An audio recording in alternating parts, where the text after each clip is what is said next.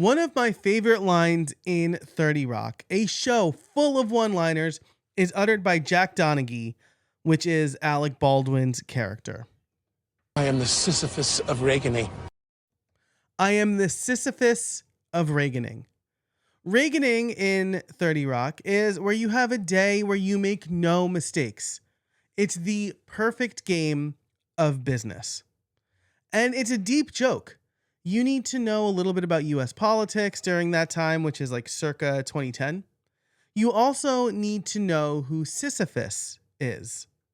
And Sisyphus, if you don't know, was condemned to pushing a boulder up a hill just to have it roll back down after a life of hubris in which he tried to cheat death. Futile labor for all eternity.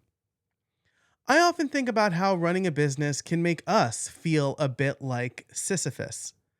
Have we condemned ourselves to futile labor after having the hubris to escape the grind of a 9 to 5? I don't think so. For one, we didn't incur the wrath of Zeus. And unlike Sisyphus, we're not actually cursed. Our problem is completely fixable. We just need to know what to fix and how to break the cycle. The way I see it, you can get the boulder to the top of the hill, so to speak, through 3 fixes: documentation, automation, and delegation. I call it my D.A.D framework, and that's what we're going to talk about in today's episode. Let's go through each of these one by one, and then at the end of the episode, I'll tell you how you can assess your business for how well you're applying the D.A.D framework. So let's start with documentation. Having SOPs means you're not reinventing the wheel or struggling to perform routine tasks. It's taking the things that you do and writing them down. And there's a lot of benefits to writing them down. I mean, for one, it will make automation and delegation easier, right? That is why I put it first. But it's also that when you document a process, it is easier to perform that process. How many of us have sat down at our computer? We have to perform some sort of task, and it takes us a few minutes to figure out what we're trying to do or where to start. I know for me, starting a new project is the hardest thing to do. Once I build the momentum, I'm good to go. But getting started is the hardest part for me. And so when I document and have SOPs, which are standard operating procedures, I have a clear starting point. And it makes the friction of starting less. There is less friction to starting a project for me. Now, this is good if you do routine, like everyday tasks, right? Because you do have it clearly documented. And like I said, it'll be easier to automate and delegate later. But it's really good for those tasks that you don't perform very often. So I was talking to Charlotte Crowther the other day.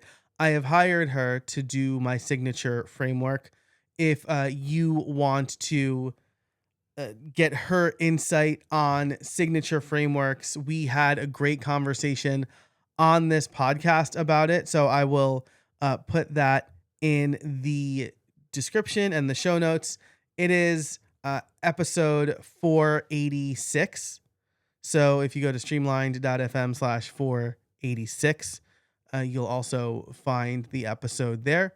It's called Stop Explaining What You Do and Start Showing It.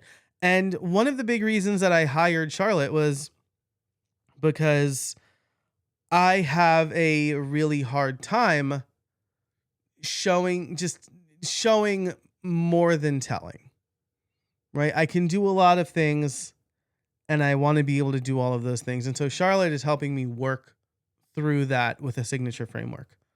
But while I was talking to her, she asked me if I had an SOP for one of my newer done for you services? And I said, to be honest, I don't. Part of the reason I don't is because I'm not 100% that people actually want this or enough people want it for me to continue offering it. Part of it is because I really haven't done it enough. I've done it a few times, but I haven't done it enough to feel like I have a good SOP. But honestly, part of it is just a human reason. I haven't taken the time to do it yet. I don't have a clear picture of what it looks like in my head. So, what did I do after my call with Charlotte? Well, I sat down with my handy dandy notebook and I thought through the last time I did the done for you automation service for a client. And I had the broad strokes, right? We went through everything they did for a particular process. That's right. We go through, write down all the steps. This usually involves me talking, interviewing the client, and then they talk through it. And then I ask them questions to tease out all of the steps, not just the steps that they remember at the time. We write it all down, organize it into buckets. Oh, this is for communications. This is for client work. This is for content creation. Then we prioritize what are the highest leverage things that I do? What are the most time consuming things that I do? What are the things that I don't really need to do? And then after we organize and prioritize, we start to automate the processes. That's why they hire me, to do the automation side of things. And so I'll look at the tools that they use, or if they don't have tools, I'm going to recommend tools. Will get me access to those tools, and then I'll start automating. And I'll document for them how the automations work. I didn't have that formalized until she asked me. And so it's really unclear, right? And already that process has helped me figure out how I can best offer the service and communicate to people who might hire me what they're in for, right? Because this is another kind of really important, this is like a slight sidebar off of documentation, but when people hire you, they need to be clear on what pain are you alleviating, or what thing, there's the vitamin versus painkiller thing. What is the outcome of your work?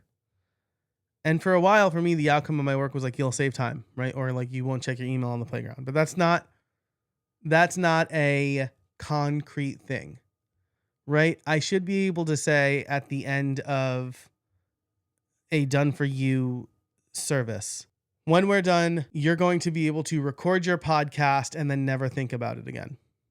Or when we're done, you're going to have a system that makes sure that you don't let potential clients fall through the cracks, right? Something like that. So anyway, there are a lot of reasons documentation is important. You need to be clear on the work you're doing so that you can then organize and prioritize those tasks. Because if you don't, then you're just putting out fires all the time. But as I've said, now it's the third time, so it's time for us to move on to the next segment, the next part of the D.A.D framework. Documenting will allow you to see what you can automate. And number 2 is automation. For some tasks, you can make the machines work for you, ensuring that your business keeps moving even when you're not at the desk. So what does this look like? How do you automate something? I'm sure, other episodes and emails and frameworks for how to automate. This is perhaps a future episode. Write in at streamlinedfeedback.com if you'd like to hear more about automation. I'd love to know what your questions are around automation. That's streamlined with a D feedback.com. So what automation really looks like, though, is getting machines to do work for you. This doesn't necessarily mean Zapier, right? It could be setting up a filter in Gmail so that anytime you get a newsletter, it goes to your newsletters folder. It could be using text expansion snippets so that you're not constantly writing the same email out over and over and over again. It could be Zapier, right? It could be when someone fills out a form on your website, they get added to Notion. But Notion has forms and email support now too, so it can all be done in Notion. Automation is not a specific tool. Automation is this basic format. When this happens, I want this to happen. Or when this happens, I want that to happen. So when someone fills out a form on my website, I want them to be added to Notion. When someone books a discovery call with me, I want them to be added to Notion. When I write a blog post, I want ChatGPT to write a LinkedIn version of that for me. Those sort of things are tasks that you can and should automate, right?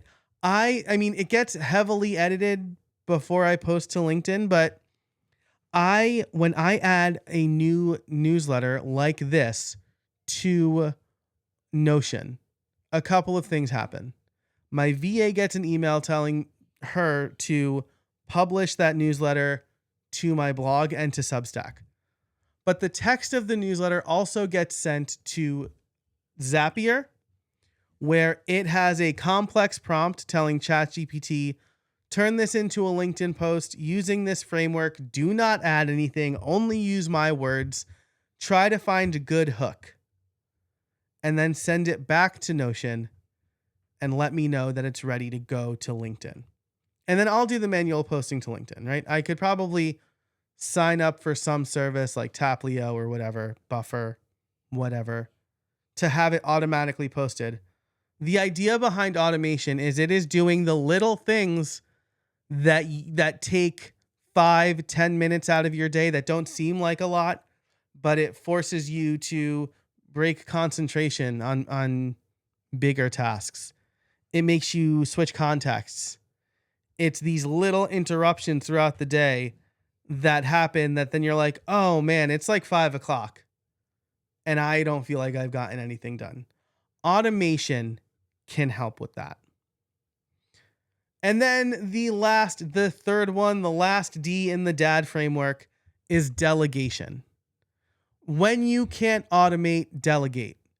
You don't need to do everything for your business, nor should you. Now, I have a whole episode on working with a virtual assistant delegation, but here's what I recommend when it comes to delegation. The documentation is going to help, right? Document all your SOPs and then you can give them to a VA. I recommend recording yourself doing the tasks, right? It also depends on the level of VA. That's why this is like more than just a part of a 20-ish minute podcast. But let's say you're getting like a basic level VA that is there to do some of the stuff for you that you don't really need to do, but also is not like a part of the strategic side of your business, right? Record yourself doing the task, have your VA write out, like transcribe and write out the steps for the task. Then you are building a handbook. You're building the SOPs with the help of your VA, and your VA can do the task. Right? If you do hire like a few levels up of a VA, they probably have more autonomy. So you can just say, you can give them certain tasks without a lot of instruction. You are going to pay more for that, but it really depends on where you're at in your business and the type of work you need done. But that's the delegation side of things. When you have these three things in place, everything becomes clearer. You know what to prioritize because you've already prioritized it.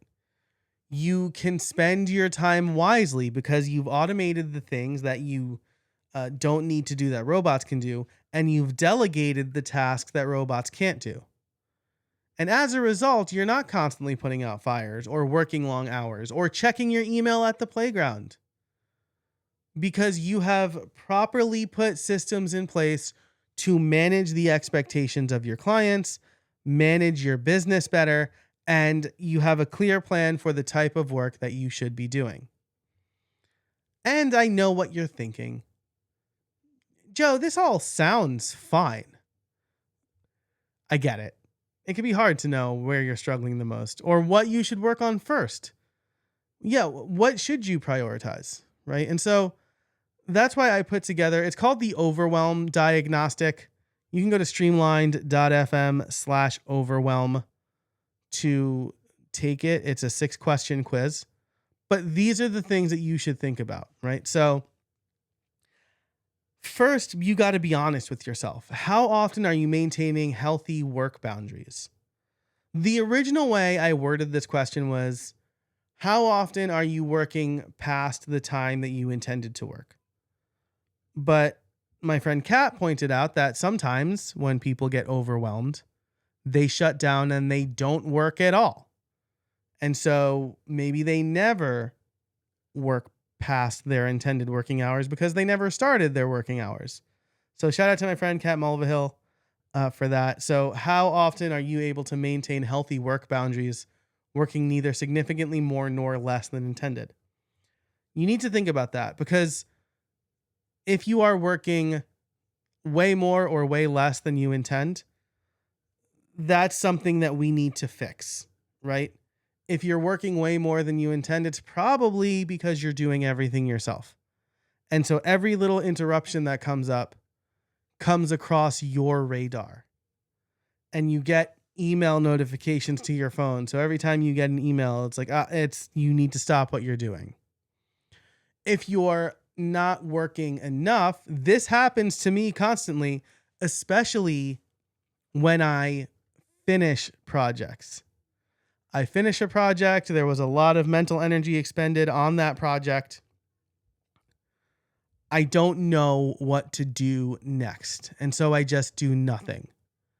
And I know this about me because I've taken stock of this. And so now I build in a few hours, maybe a work day, to do smaller tasks between projects.